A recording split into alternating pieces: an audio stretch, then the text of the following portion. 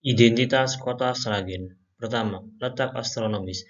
Secara geografis, Kabupaten Sragen terletak di 7 derajat 15 menit sampai 7 derajat 30 menit lintang selatan dan 110 derajat 45 menit sampai 111 derajat 10 menit bujur timur. Wilayahnya berada di lembah daerah aliran Sungai Bengawan Solo yang mengalir ke arah timur. Sebagian besar merupakan dataran rendah dengan ketinggian 70–480 meter di atas permukaan air laut. Sebelah utara berupa perbukitan, bagian dari rangkaian pegunungan Kendeng. Sedangkan sebagian kecil wilayah selatan berupa perbukitan kaki Gunung Lawu. Sebagian besar merupakan daratan rendah dengan ketinggian 70–480 meter di atas permukaan air laut.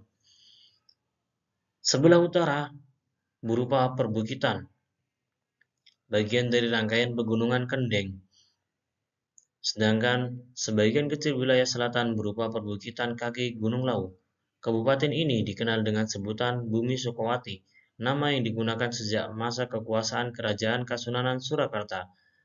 Nama Sragen dipakai karena pusat pemerintahan berada di Sragen. Kawasan Sangiran merupakan tempat ditemukannya fosil manusia purba dan binatang purba yang sebagian disimpan di Museum Fosil Sangiran. 2. Lambang Kota Sragen. Lambang Kabupaten Sragen ditetapkan berdasarkan Peraturan Daerah tentang Lambang Kabupaten Dati II Sragen, berupa perisai jantung berwarna kuning. Di dalamnya terdapat bintang ujung 5 dalam perisai, pita merah putih, pohon beringin 8 akar gantung, roda gerigi 4, gunung, api menyala, batang tebu kembar kanan kiri, air sungai berjalur 3, rantai berwarna hitam, selendang bertulisan Sragen, padi 17 butir, kapas 8 kuntum bunga, dan sebilah keris dengan 9 luk atau mata. Selanjutnya, tempat bersejarah di Kota Sragen. Pertama, Museum Sangiran. Museum Sangiran berdiri pada tahun 1977. Pembangunan Museum Sangiran dilakukan dengan banyaknya penemuan benda-benda purbakala yang ditemukan di daerah situs manusia purba Sangiran ini. Daerah situs Sangiran merupakan pusat kehidupan manusia purba pada zaman prasejarah. Area situs merupakan jejak tinggalan berumur 2 juta hingga 200.000 tahun yang lalu. Masih dapat ditemukan hingga saat ini. Kemudian, makam Joko Tingkir. Di dalam kawasan pemakaman ini, terdapat sekitar 17 buah makam yang diantaranya terdapat makam dari kerabat Joko Tingkir. Tak hanya itu, juru kunci makam juga berhak untuk dimakamkan di sekitaran kawasan makam Joko Tingkir ini. Juru kunci makam Joko Tingkir saat ini bernama Mas Ajis, yang merupakan lulusan UGM jurusan Elektro, meneruskan tugas ayahnya sejak tahun 2007 lalu. Luas dari makam Joko Tingkir ini sekitar 380 meter persegi.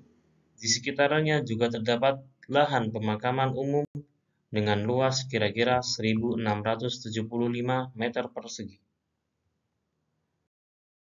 Selanjutnya, penemuan bersejarah di Kota Sragen. Pertama, fosil Meganthropus paleojavanicus, dan kedua, fosil tengkorak Homo erectus, dan gambar yang ketiga, fosil purba gading-gading.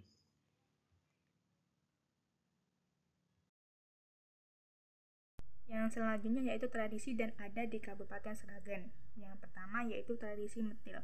Tradisi metil ini merupakan tradisi yang dilakukan oleh petani pendahulu saat padi sudah menguning.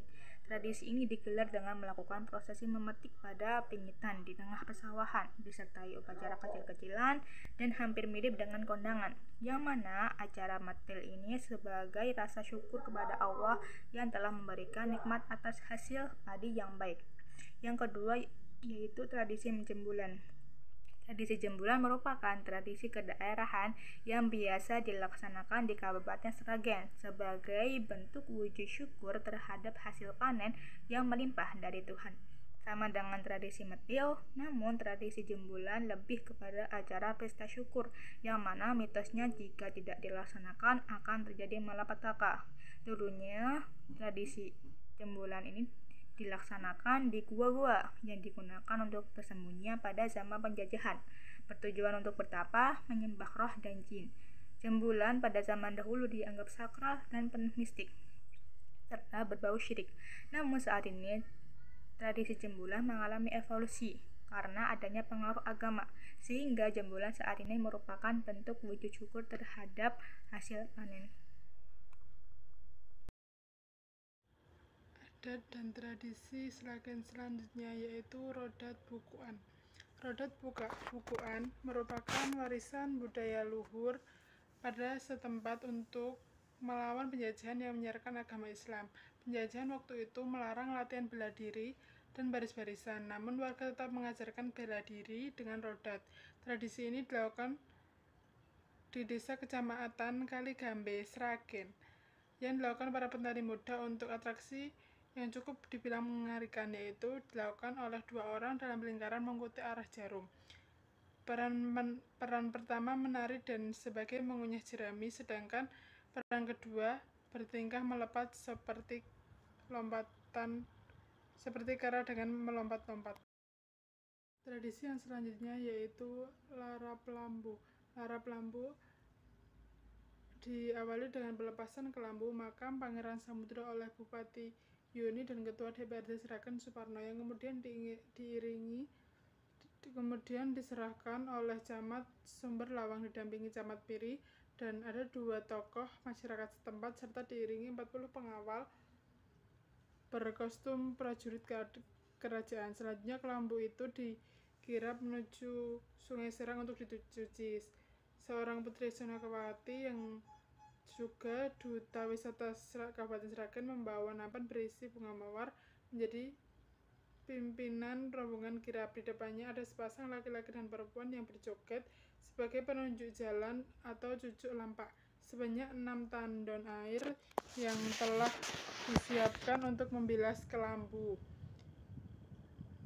Untuk membilas kelambu makam Pangeran Samudra, air tersebut berasal dari sejumlah sendang dan mata air tua.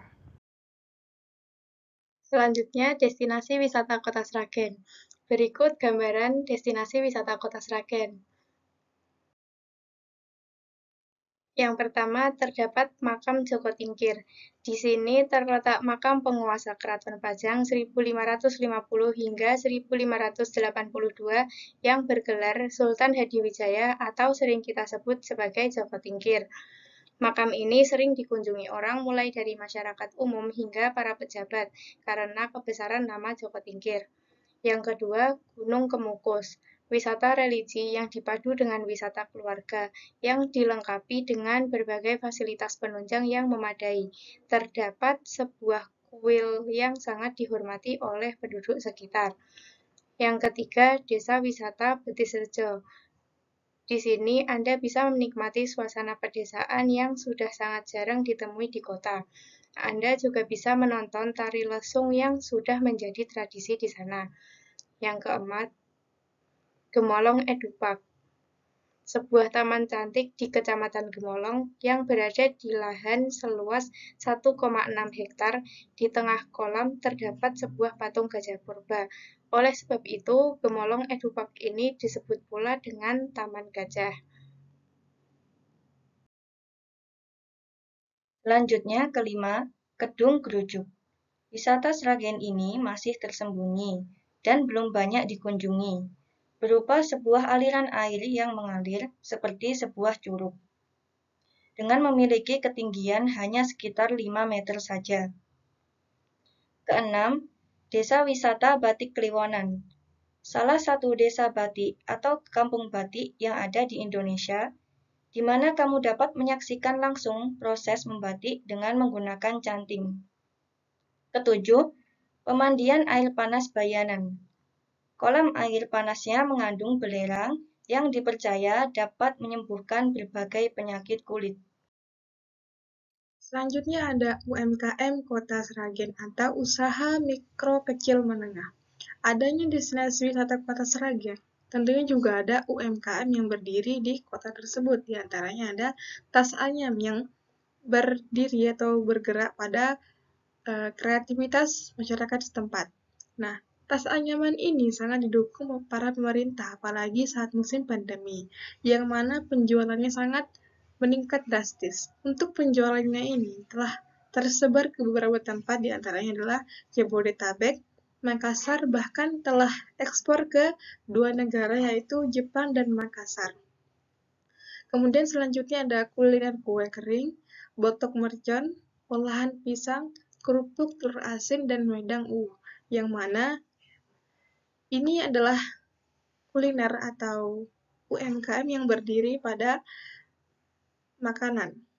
Untuk batok mercon ini telah ada pada tahun 1980, yang mana kuliner ini sangat terkenal yang dijual oleh Mbah Wiro. Menu batok mercon ini diantaranya ada patin dan botok ayam. Terkenal dengan pedasnya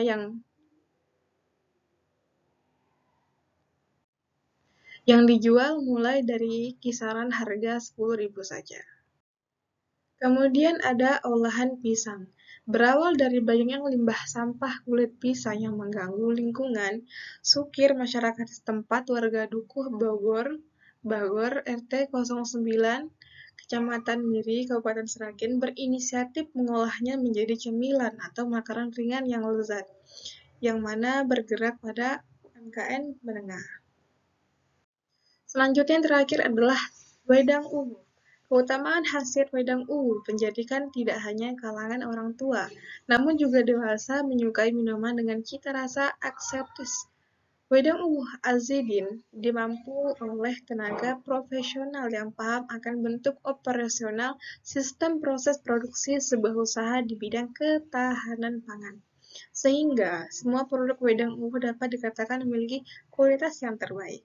Nah, untuk itu berikut kami sampaikan video atau ulasan tentang UMKM Kota Sragen.